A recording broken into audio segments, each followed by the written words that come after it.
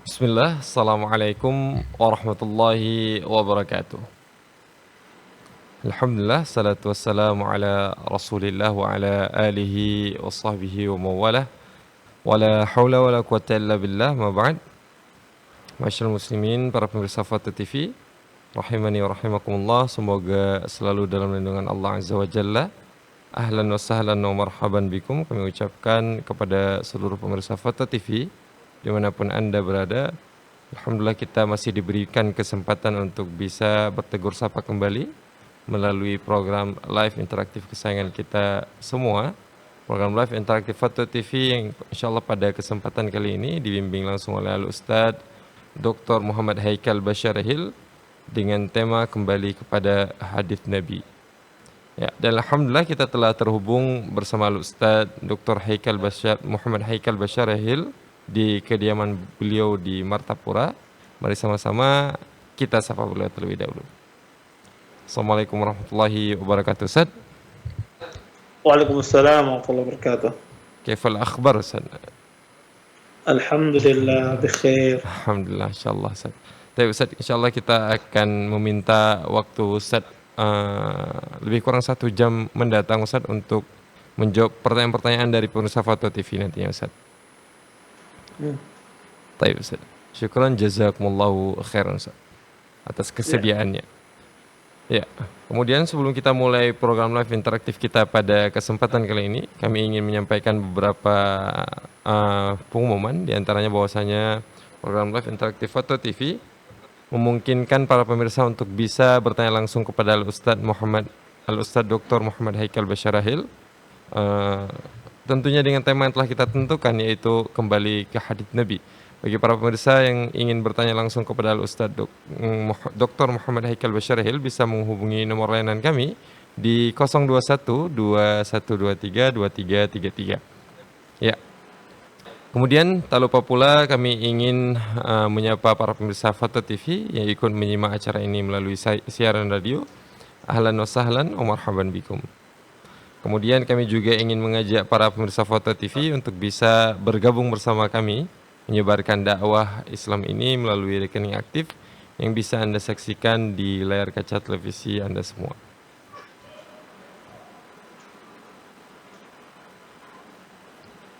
Ya.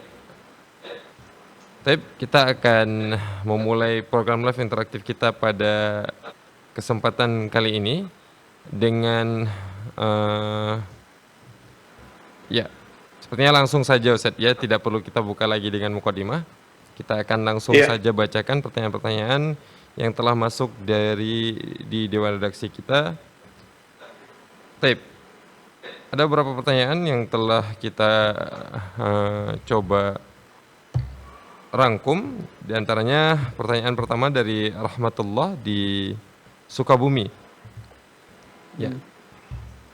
Pertanyaan pertama, Ustaz. Bismillah, afwan Ustaz, ingin bertanya, saudara ana, kakak adik ana masih menjalankan riba. Apakah puasa mereka sia-sia?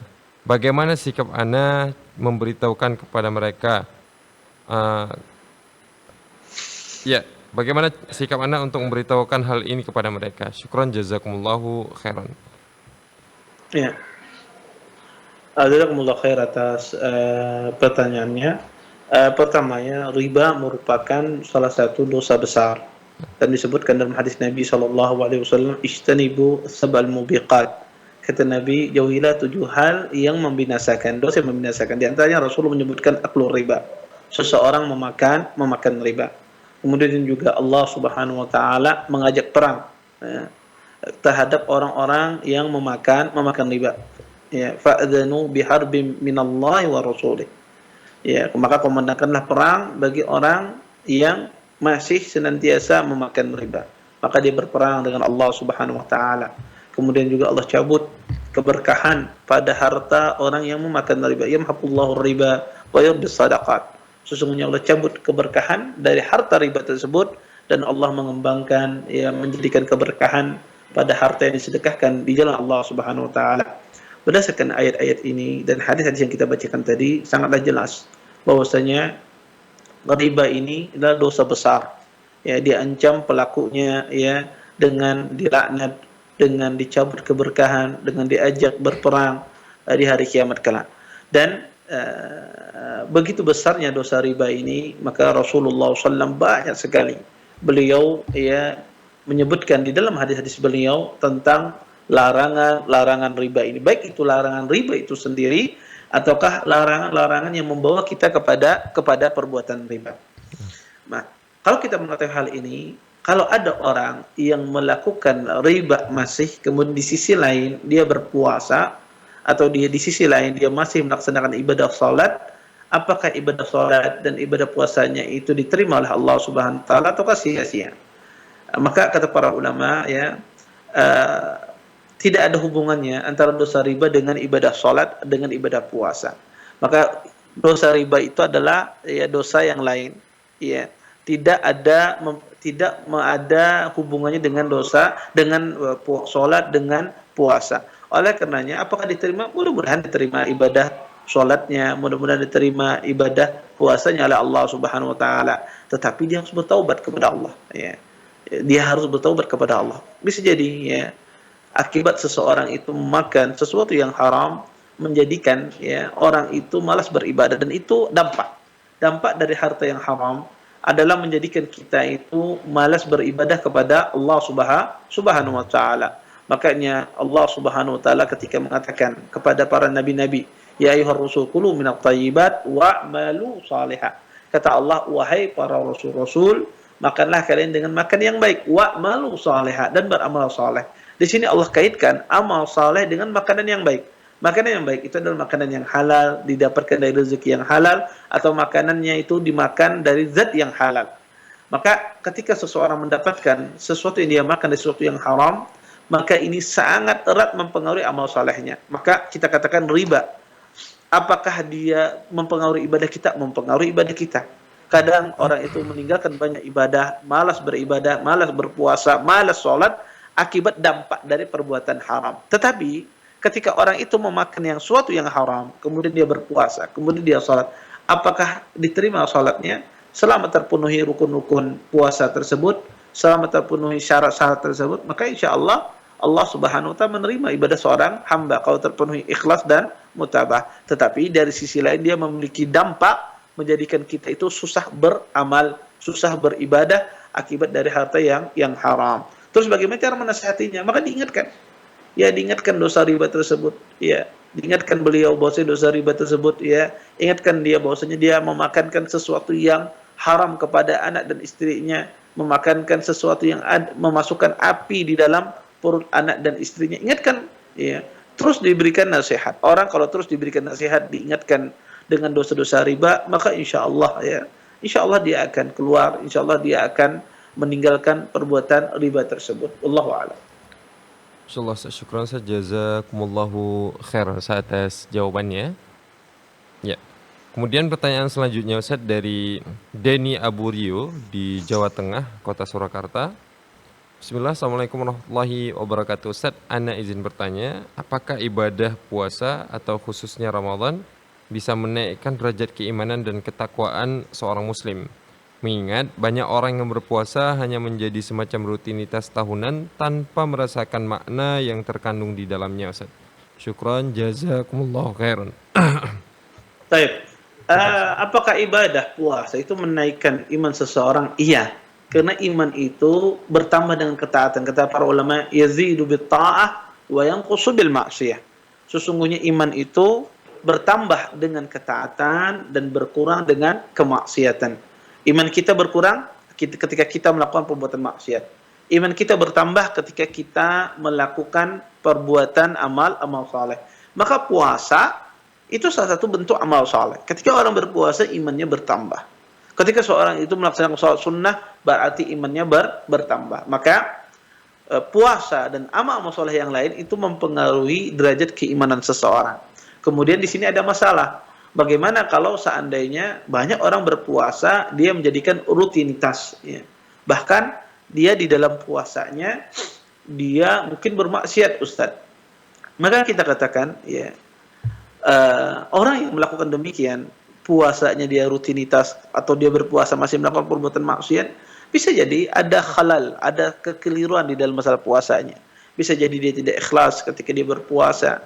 Bisa jadi dia melakukan hal-hal yang tidak diperbolehkan dalam berpuasa. Itu kadang-kadang menyebabkan juga seseorang itu dia bermaksiat di dalam puasanya.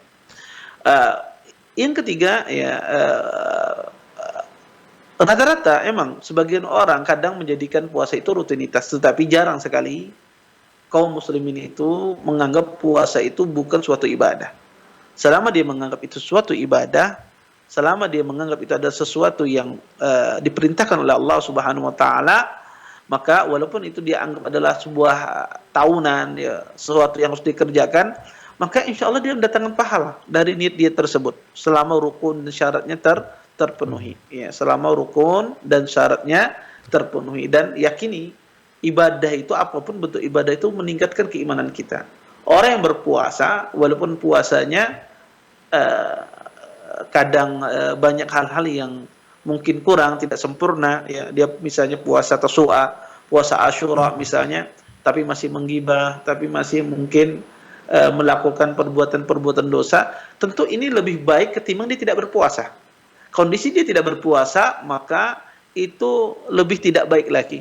Tapi ketika dia berpuasa, di situ ada kenaikan iman walaupun puasanya masih kurang, tapi di situ ada kenaikan iman dibandingkan orang ini tidak berpuasa. Wallahu a'lam. Insyaallah, syukran Ustaz, jazakumullahu khairan Ustaz atas jawabannya. Ya, pertanyaan selanjutnya Ustaz dari Angga Yulianto di kota Jakarta Barat. Bismillah, assalamualaikum warahmatullahi wabarakatuh. Ustaz, saya adalah seorang yang bekerja di laut dengan schedule kerja 14 hari kerja di laut dan 14 hari libur. Terkadang saya ditempatkan di atas sebuah kapal dan terkadang di sebuah pulau yang tidak berpenduduk. Di tempat Anda bekerja, entah itu di kapal atau di pulau yang tidak berpenduduk, disediakan fasilitas ibadah yakni sebuah musola yang kami sudah terbiasa mendirikan sholat berjamaah, sholat Jumat, bahkan sholat Id ketika hari raya. Apakah hal ini diperbolehkan? Syukran, jazakumullahu khairan. Ya, jazakumullah khair atas pertanyaannya. Kalau seandainya di situ didirikan sholat Jumat, maka boleh ya seseorang mendirikan sholat Jumat walaupun di tempat yang tidak berpenduduk misalnya, atau dia mendirikan sholat Id di sana, maka tidak mengapa. Ya, maka boleh ya, karena tidak mengharuskan mendirikan sholat Id dan sholat Jumat itu di tempat yang berpenduduk padat ataupun harus ada penduduknya. Maka di tempat tidak berpenduduk selama ada orang lebih dari 2 orang, ya 3 orang, ya maka boleh seseorang melaksanakan sholat Jumat. Boleh juga kita melaksanakan sholat Id, ya boleh juga kita melaksanakan sholat berjamaah di tempat tersebut secara berjamaah, ya. Sehingga Jumat itu tidak terkait dengan padatnya penduduk atau kota tersebut berpenghuni apa tidak. Walaupun ulama ya membatasi, ada sebagian ulama mengatakan Jumat itu minimal 40 orang. Ada lagi mengatakan minimal Jumat itu 3 orang. Ada lagi mengatakan Jumat itu 2 orang. Ada lagi mengatakan Jumat itu ya 12 orang. Dan seterusnya, banyak ya pendapat, lebih ya puluhan pendapat dalam masalah penentuan jumlah minimal yang hadir dalam salat Jumat. Tetapi dari pendapat-pendapat yang ada, pendapat yang mendekati kebenaran adalah wallahu alam minimal ada 3 orang. Ya. Maka di situ bisa dilaksanakan Jumat, terlepas di mana tempatnya. Wallahu a'lam. Insyaallah, syukran jazakumullahu khairan atas jawabannya. Ya, kami ingin mengajak kembali para pemirsa Fata TV dimanapun Anda berada untuk menggunakan kesempatan emas ini bertanya langsung kepada Ustadz Dr. Muhammad Haikal Basyarahil tentang dengan tema yang telah kita tentukan, yaitu kembali ke hadis Nabi. Jadi bagi para pemirsa yang ingin bertanya langsung kepada Ustadz Dr. Muhammad Haikal Basyarahil bisa menghubungi nomor layanan kami di 0212123233. Taib, sepertinya masih belum ada penelpon yang terhubung dengan kita. Kita lanjutkan pertanyaan yang telah masuk di dewan redaksi, Ustadz. Ya, pertanyaan dari hamba Allah di Kabupaten Tuban, Jawa Timur. Bismillah. Assalamualaikum warahmatullahi wabarakatuh, Ustadz. Kalau mau makan dan sembelih ayam baca bismillahirrahmanirrahim atau bismillah saja Ustaz? Dan juga Ya. kalau mau wudhu dan sholat bismillah atau bismillahirrahmanirrahim. Jazakallahu khairan Ustaz. Pertama ya, jazakumullah khair atas pertanyaannya. Kalau mau makan apakah membaca bismillah atau bismillahirrahmanirrahim?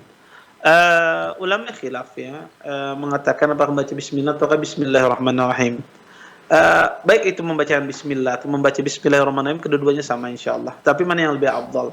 Banyak ahli ilmu mengatakan afdalnya dia mencukupkan bismillah saja, karena itulah yang tertera di dalam hadis.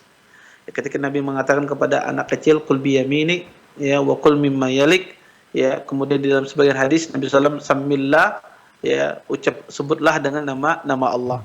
Maka para ulama mengatakan ketika Nabi mengatakan samillah, ya, sebutlah dengan nama Allah, ini mencukupkan kita membaca bismillah saja. Tapi kalau ada sebagian orang ingin menyempurnakan bismillahirrahmanirrahim, maka tidak mengapa pula. Ya. Adapun di dalam masalah berwudu, maka di dalam masalah berwudu membaca bismillah juga khilaf. Apakah dianjurkan ketika kita berwudu membaca bismillah atau tidak? Wallahu taala alam, dari dalil yang ada, pendapat yang paling kuat dan yang saya yakini bahwasanya tidak disunnahkan membaca bismillah ketika berwudu. Kenapa? Karena hadisnya adalah hadis yang lemah. Diriwayatkan dari 8 sahabat, semuanya adalah hadis-hadis yang sangat lemah, tidak bisa saling menguatkan. Baik itu dari hadis Abi Hurairah, hadis Ali, hadis Aisyah, ya, dan yang lainnya. Maka semuanya adalah hadis-hadis yang lemah. Terus apa yang kita lakukan ketika berwudu? Tidak membaca bismillah. Ya, karena tidak ada dalil yang mengharuskan. Karena ketika kita mengatakan itu suatu sunnah harus mendatangkan dalil. Sedangkan dalil dalam masalah ini adalah hadisnya lemah. Makanya Imam Ahmad bin Hanbal rahimahullah taala, beliau pernah ditanya, adakah hadis sahih tentang membaca bismillah? Kata beliau, saya tidak tahu. Ada hadis yang sahih membaca bismillah ketika berwudu, dan tidak semua perkara itu harus dimulai dengan bismillah. Maka banyak perkara dalam agama kita tidak dimulai dengan bismillah. Ketika orang sholat takbiratul ihram Allahu akbar, maka dia tidak mulai dengan baca bismillah sebelum bertakbir. Maka tidak ada anjurannya seorang sebelum bertakbir baca bismillah kemudian Allahu akbar, tidak ada. Maka banyak di dalam perkara agama kita tidak dimulai bismillah. Ketika azan, apakah sebelum dia melantunkan lafaz azan itu disuruh dia membaca bismillah? Tidak. Karena banyak hal di dalam agama kita tidak ada anjuran memulai dengan membaca bismillah. Ya, jadi tidak bisa kita katakan semuanya itu harus dimulai dengan bismillah. Tidak, karena ada beberapa perkara ibadah yang tidak dimulai dengan bismillah. Wallahu taala alam. Insyaallah. Syukran Ustaz, jazakumullahu khairan atas jawabannya. Tapi Ustaz, bagaimana dengan kalau masalah doa makan Ustaz? Kalau seandainya ada seseorang yang membaca Allahumma barik lana fima razaqtana wa qina adzabannar, seperti yang biasa diajarkan di TK-TK ya Ustaz. Apakah hal ini diperbolehkan Ustaz? Iya, pertama ya, berdoa ya, doa itu sifatnya ya zikir atau bagian dari doa itu, ada doa itu sifatnya mutlak, ada muqayyad. Ya, ada zikir itu yang sifatnya mutlak, ada yang muqayyad. Zikir mutlak itu yang tidak terikat dengan waktu dan tempat dan bilangan. Itu mutlak. Ya, dia tidak ada ketentuannya, baik dari jumlahnya, baik dari tempatnya kapan dibaca, waktunya kapan dibaca, tidak ada ketentuannya. Maka ini bebas. Zikir semacam ini bebas. Ya, mau berapa jumlahnya kita baca tidak ada masalah. Tetapi ada zikir itu yang disebut dengan muqayyad, ditentukan. Baik itu kapan dibacanya, kemudian apa yang harus dibaca, kemudian bilangannya telah ditentukan, ya, tempat yang dibaca juga telah ditentukan. Maka ini kita harus mendatangkan sesuai dengan apa yang diminta di dalam syariat. Maka berkembali tadi terhadap doa setelah makan, ini zikir khusus, doa khusus setelah makan. Maka harus mendatangkan hadis yang sahih dalam masalah ini. Dan doa ya yang disebutkan tadi, ya, maka ini hadisnya tidak sahih. Ya, hadisnya tidak sahih. Ya. Tidak ada dalil yang sabit di dalam masalah ini. Tetapi seseorang cukuplah ketika makan dia mengucapkan alhamdulillah. Ya. Dan redaksi bacaan alhamdulillah setelah makan itu sangat banyak. Ya. Maka kalau dia mencukupkan alhamdulillah saja itu sudah cukup. Ya. Atau dia mengatakan alhamdulillahilladzi at'amani wa saqani wa kafani wa awani. Ya. Maka boleh juga demikian. Atau dia mencukupkan hanya sekedar dengan alhamdulillah saja, itu sudah cukup. Adapun tadi doa yang disebutkan tadi adalah tidak ada dalil yang sabit, tidak ada dalil yang sahih di dalam masalah ini, sehingga tidak perlu kita amalkan. Maka kita mengamalkan hadis-hadis yang sahih. Wallahu a'lam. Insyaallah. Syukran Ustaz, jazakumullahu khairan Ustaz atas jawabannya, dan kami juga ucapkan jazakumullahu khairan kepada seluruh pemirsa yang telah mengirimkan pertanyaannya. Ya, kita akan lanjutkan pertanyaan dari Dewan Redaksi kita Ustaz, yang telah masuk di website Dewan Redaksi kita Ustaz. Pertanyaan dari pemirsa kita bernama Andreas bin Anas Burhan di Jakarta Barat. Bismillah, Assalamualaikum warahmatullahi wabarakatuh. Semoga Ustaz selalu dalam lindungan Allah Azza wa Jalla. Ya, mau bertanya Ustaz, setelah buang air kecil, rasanya sudah tidak ingin buang air kecil lagi dan sudah dibersihkan. Selang 5 menitan, perasaan ada air lagi yang keluar. Tidak lama berasa ada air lagi yang keluar, kira-kira 1 atau 2 tetes. Setelah dicek ternyata benar ada air yang keluar karena celananya jadi basah. Itu bagaimana ya Ustaz? Karena air seninya keluar sendiri. Jazakallahu khairan. Ya. Jazakumullah khair atas pertanyaannya.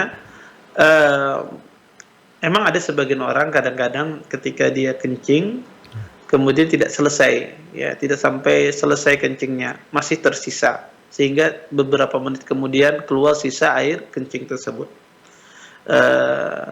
Ini disebut dengan istilah penyakit salisul baul. Seorang yang kencing tapi tidak sampai habis, ya. Dan salisul baul ini macam-macam. Ada yang penyakit salisul baul ini kencingnya itu tidak pernah berhenti. Dia selesai kencing, kemudian baru dia pakai celana, netes lagi. Dia siram, kemudian tidak seberapa lama netes lagi. Terus, ya. Tidak daim, istilahnya tidak pernah terputus. Jelang beberapa menit netes, jelang beberapa menit netes. Ini penyakit salisul baul yang daim. Ada penyakit orang yang kencing, kemudian dia bersihkan, tidak berapa lama keluar. Setelah itu tidak keluar lagi. Nah, dua kondisi ini berbeda cara kita mensikapinya. Saya akan mulai dari kondisi yang kedua dulu. Kondisi kedua ini, kalau kita kencing, kemudian keluar setelah itu beberapa saat, keluar setelah itu, maka wajib kita bersihkan, karena itu najis. Celana kita pun wajib kita bersihkan yang terkena air kencing tersebut. Taib. Kemudian setelah itu kita salat, ya, dengan celana yang bersih, ya, tidak menetes lagi air kencingnya, kita salat, ya, kita salat. Salat di saat tidak keluar lagi air kencingnya. Kadang ada juga di kondisi kedua ini keluarnya berkali-kali, tapi nanti ada waktu dia berhenti. Dia misalnya kencing, keluar, nanti keluar lagi, berhenti lagi, keluar lagi. Tapi ada nanti berhentinya lama. Ketika berhentinya lama inilah, disinilah kita salat. Disinilah kita salat, berwudu, pakai celana yang bersih, berwudu, kemudian kita salat di waktu yang lama, selama waktunya belum keluar. Contoh misalnya, salat zuhur itu jam 12. Kemudian dia kencing di jam 12. Tapi kencingnya itu terus keluar, ya, terus keluar. Ya, tidak berapa lama keluar sampai jam 2. Jam 2 biasanya berhenti, tidak keluar lagi. Maka dia sholatnya di jam 2 tersebut. Karena jam 2 masih waktu sholat zuhur. Asarnya misalnya jam 3. Maka dia sholat di jam 2 tersebut. Di saat dia berhenti. Walaupun dia ketinggalan sholat berjamaah, tidak masalah. Ya, kalau dia ketinggalan sholat berjamaah tidak mengapa. Tetapi dia sholat dalam kondisi bahwasanya di saat berhenti kencing tersebut. Kondisi yang pertama tadi adalah kondisi yang tidak pernah berhenti, keluar terus setiap saat, ya, walaupun setetes, 2 tetes, ya. Maka ini kondisi semacam ini dia sholat dalam kondisi tersebut. Dia kencing, dia bersihkan, kemudian keluar lagi, maka tidak ada masalah, dia berwudu, ya. Maka sholat dalam kondisi demikian. Karena ini disebut dengan salisul baul, tidak berhenti, tidak berhenti. Maka dia pakai pampers atau semisalnya, kemudian dia berwudu, kemudian dia sholat. Ini bagi orang yang tidak pernah berhenti dalam 24 jam penyakit salisul baulnya. Dia sholat dalam kondisi demikian. Kemudian ada yang ketiga, sebetulnya dia ini bukan menetes tapi kena penyakit was-was. Ya, ini yang bahaya. Ya, seseorang dia sebetulnya dia tidak keluar air kencingnya tapi ada penyakit was-was di dalam hatinya, sehingga perasaan dia ada sesuatu yang keluar. Ya, padahal tidak ada. Kalau itu penyakit was-was, tidak perlu dilihat, tidak perlu dilirik, ya. Anda berwudu, tidak perlu Anda buka celana Anda lagi, Anda siram, tidak. Anda berwudu langsung sholat. Karena itu penyakit was-was. Maka itu tidak dianggap. Ya, tidak dianggap. Tapi kalau seandainya benar tadi, keluar tetesannya, maka sebagaimana saya katakan tadi, dengan dua kondisi tadi. Anda di kondisi yang mana? Kondisi pertama atau kondisi yang kedua? Adapun kalau seandainya dia was-was, maka tidak perlu dilihat was-wasnya. Teruskan wudu Anda, teruskan sholat Anda tanpa Anda buka celana Anda siram, tidak. Tetapi Anda teruskan sholat Anda, teruskan wudu Anda, jangan Anda batalkan. Karena syaitan berusaha selalu menggoda manusia agar mereka merasa susah dalam melaksanakan ibadah. Wallahu a'lam. Insyaallah. Syukran Ustaz, jazakumullahu khairan atas jawabannya. Ya. Baik, kita akan lanjutkan pertanyaan yang telah masuk di website Dewan Redaksi, Ustaz. Pertanyaan selanjutnya dari Dita Afifah di Jakarta Pusat. Ya, beliau bertanya, Bismillah, terkait sholat yang diqadha atau dicicil untuk sholat yang ditinggalkan karena malas, bagaimana tata cara mengqadhanya? Dan kapan? Lalu, apakah mengqadha sholat juga bisa berlaku untuk wanita setelah haid, Ustaz? Syukran, jazakumullahu khairan. Ya, jazakumullah khair, jazakillah khairan atas pertanyaannya. Pertama, ya tentang masalah wanita haid tentu tidak ada mengqadha. Ya, tidak boleh wanita haid ya dia mengqadha salatnya. Makanya ada seorang wanita bertanya kepada Aisyah, "Kenapa kita disuruh mengqadha puasa tapi tidak disuruh mengqadha salat?" Kata Aisyah, "Ahuriyati anti? Apakah engkau ada seorang wanita khawarij?" Ya, apakah engkau seorang wanita yang berpemahaman khawarij? Kata Aisyah, "Seperti inilah kami diperintahkan." Karena mengqadha salat bagi orang haid ini adalah akidah khawarij, keyakinan orang khawarij. Makanya Aisyah bertanya, karena orang khawarij menyuruh ya para wanita itu mengqadha salat mereka ketika mereka sedang haid. Dan ini ma'ruf di kalangan para sahabat. Makanya Aisyah ketika ada seorang wanita bertanya langsung ditembak oleh Aisyah, "Ahuriyati anti? Apakah engkau seorang wanita khawarij?" Kata Aisyah. Ya, kenapa? Karena ini adalah keyakinan orang khawarij. Ya. Maka kata orang ini, tidak, saya ingin bertanya saja. Kata Aisyah, seperti inilah Nabi memerintahkan kita untuk mengqadha puasa, tidak mengqadha salat. Maka wanita haid tidak boleh dia mengqadha salat. Dia berdosa kalau seandainya dia mengqadha karena menyelisih perintah Nabi sallallahu alaihi wasallam. Kemudian yang kedua adalah bagaimana cara mengqadha orang yang malas ya. Apakah orang yang malas salat, meninggalkan salat karena malas, dia wajib mengqadha? Ini tentu kembali kepada masalah khilaf dalam hukum meninggalkan salat. Ya, ini kembali lagi kepada masalah hukum khilaf dalam meninggalkan salat. Apa hukumnya orang meninggalkan salat? Apakah dia keluar dari Islam ataukah tidak? Terjadi khilaf di kalangan para ulama di dalam masalah ini. Sebagian ahlul ilm memandang bahwasanya orang yang meninggalkan salat dengan sengaja ya, maka keluar dari Islam berdasarkan keumuman hadis Nabi sallallahu alaihi wasallam, "Bainar rajuli wa bainasyirki wal kufri tarkus shalah." Kata Nabi sallallahu alaihi wasallam, pembeda antara salat seorang laki-laki yang muslim dengan salat laki-laki yang musyrik dan kafir adalah salat. Barang siapa yang meninggalkannya maka dia telah kufur, keluar dari Islam. Sebagian jumhur ulama memandang orang yang meninggalkan salat itu tidak keluar dari Islam, ya, tidak keluar dari Islam, ya. Karena ya kata mereka bahwasanya ya banyak dalil-dalil ya yang menunjukkan bahwasanya orang yang tidak meninggalkan salat itu tidak keluar dari Islam, dan ini pendapat jumhur ulama, dan ini adalah khilaf yang sangat kuat di kalangan para ulama dalam masalah ini. Nah, bagi yang berpandangan bahwasanya meninggalkan salat itu keluar dari Islam, maka tidak ada dia mengqadha salat walaupun dia tinggalkan secara malas, maka tidak perlu dia mengqadha salat. Bagi orang yang berpandangan bahwasanya meninggalkan salat itu keluar dari Islam. Tapi bagi orang yang berpandangan mengambil pendapat bahwasanya meninggalkan salat itu tidak keluar dari Islam, maka di sini berlaku hukumnya dia wajib mengqadha sebanyak salat yang ditinggalkan. Sebanyak salat yang ditinggalkan. Maka kalau seandainya dia mengambil pendapat bahwasanya meninggalkan salat itu tidak keluar dari Islam, maka wajib dia qadha sebanyak salat yang ditinggalkan. Bagaimana cara mengqadhanya? Maka dia qadha subuh, zuhur, asar, maghrib dan isya. Hari pertama, ya. Kemudian dia bisa kuat lagi, lanjut lagi, ya. Untuk hari kedua, hari ketiga, hari keempat, berapa hari ditinggalkan?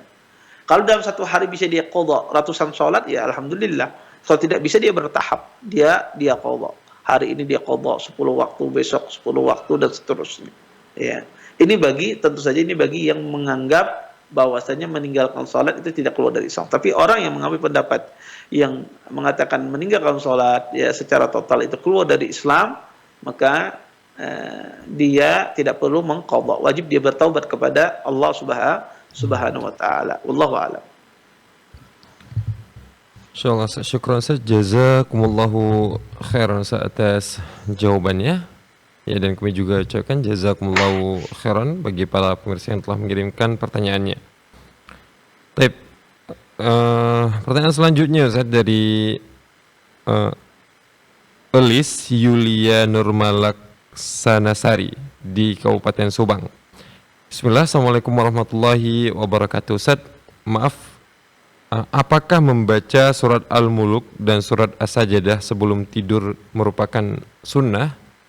Syukran, jazakumullahu khairan. Iya. Jazakallahu khairan atas pertanyaannya. Apa membaca surat Al-Muluk dan surat As-Sajdah itu sunnah sebelum tidur? Ada hadis yang mengatakan demikian, tetapi hadis yang menentukan sebelum tidur ini hadisnya lemah karena pembacaan surah Al-Muluk dan Sajdah itu dalam satu hadis. Ya, dalam satu hadis surah Al-Muluk dan Sajdah itu dalam satu hadis. Sedangkan hadisnya itu adalah hadis yang lemah ya untuk penentuan sebelum tidur. Terus yang benar apa?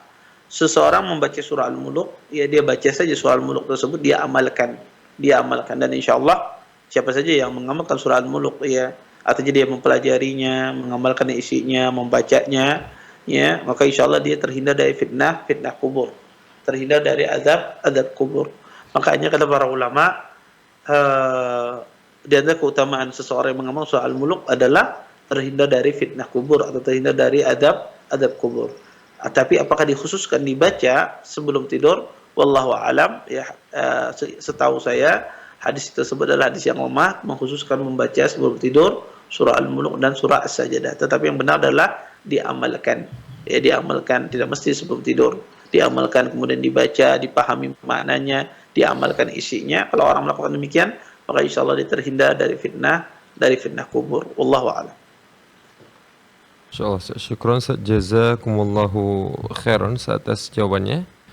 Ya. Tapi pertanyaan selanjutnya Ustaz dari Muhammad Ihsan di Jakarta Selatan.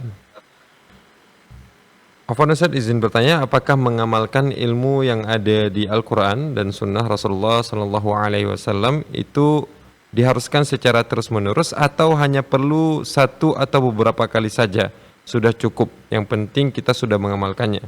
Contohnya seperti memberikan hadiah atau makanan ke tetangga atau amalan yang sejenisnya. Syukron, jazakumullahu khairan. Ya, jazakumullah khair atas pertanyaannya. Maka bagus pertanyaannya. Apakah mengamalkan itu cukup satu kali saja, setelah itu sudah dikatakan dia beramal atau terus menerus? Nama yang dikatakan orang mengamalkan artinya dia terus menerus, ya, mengamalkan selama dia mampu. Ya, selama dia mampu. Kalau satu kali saja itu bukan mengamalkan tapi uji coba namanya. Ya, dia sekali sudah selesai. Setelah itu saya tidak mengamalkan.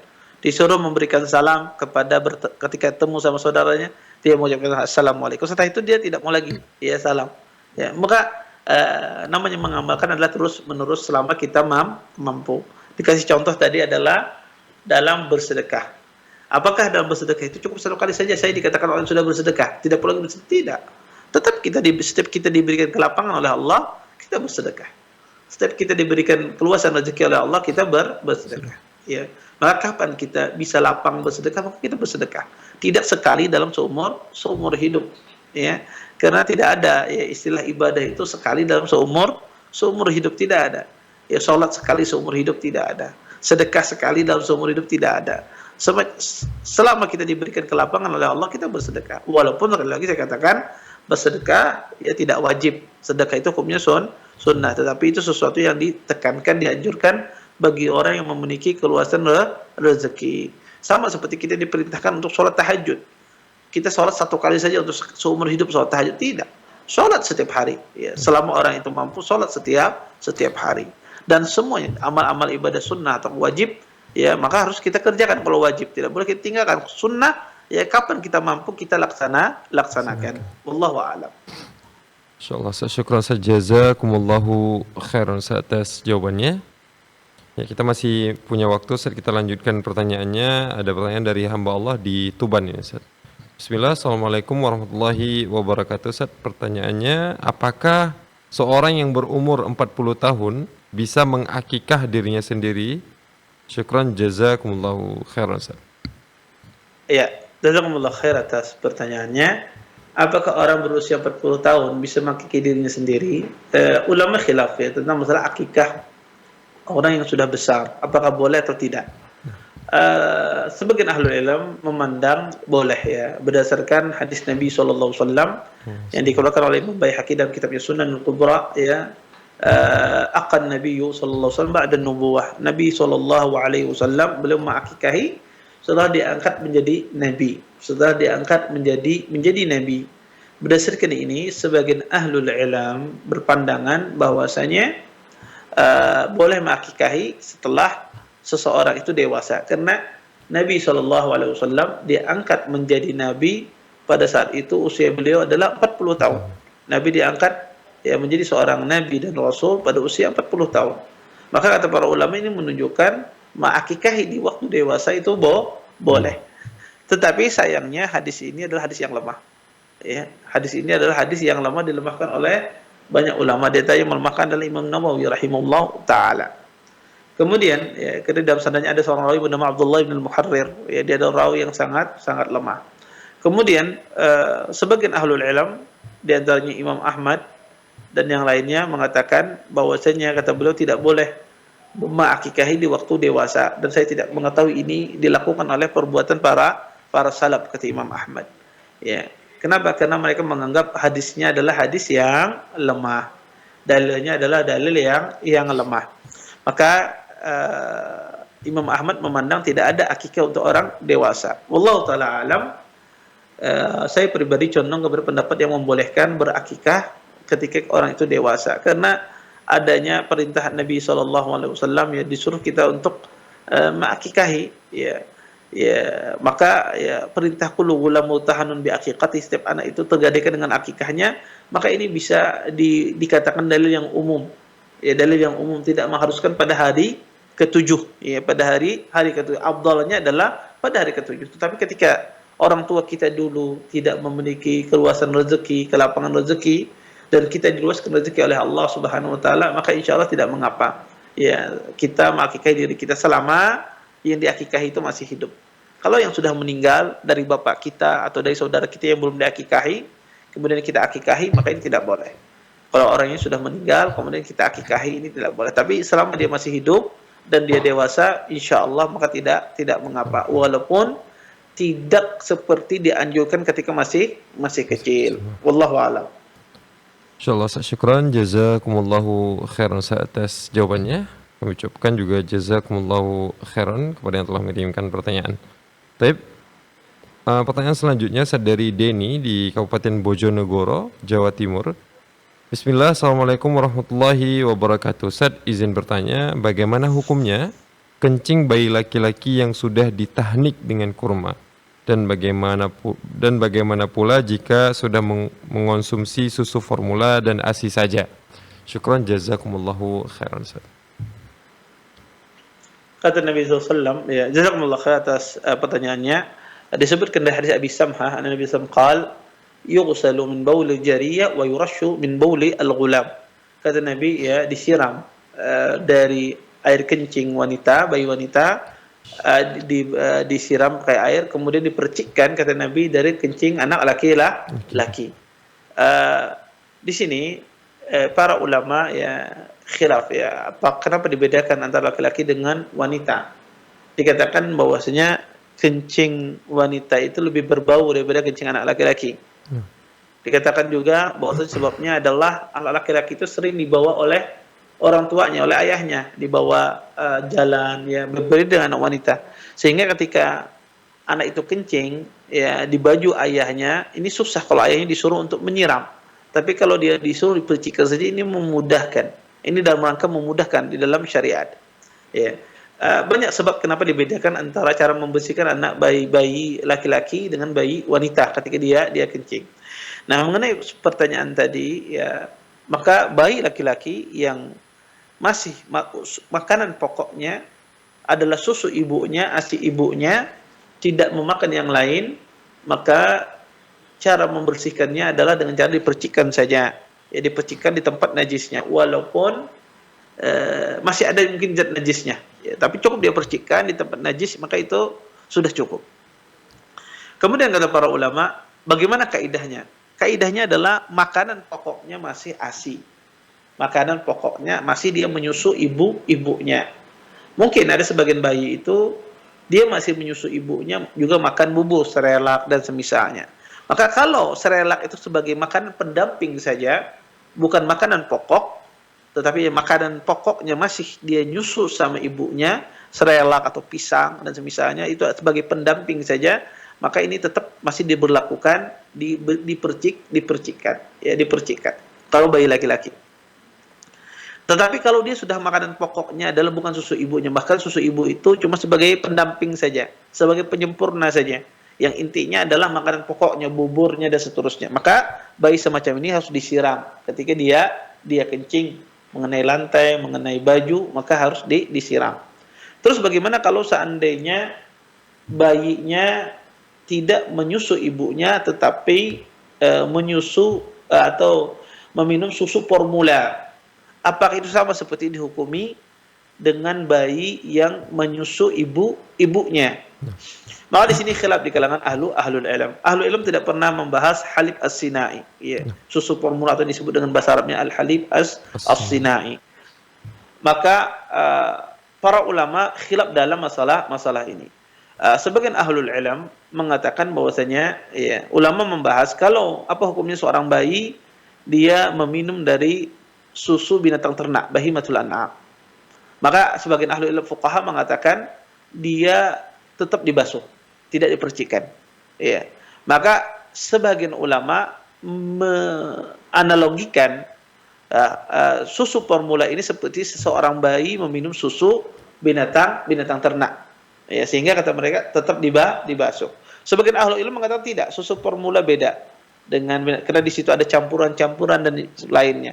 Maka ada sebagian ahlu ilmu menjadikan susu formula itu seperti susu ibu, ya, susu ASI ibu, sehingga kata mereka tetap juga dipercikkan, tidak disiram.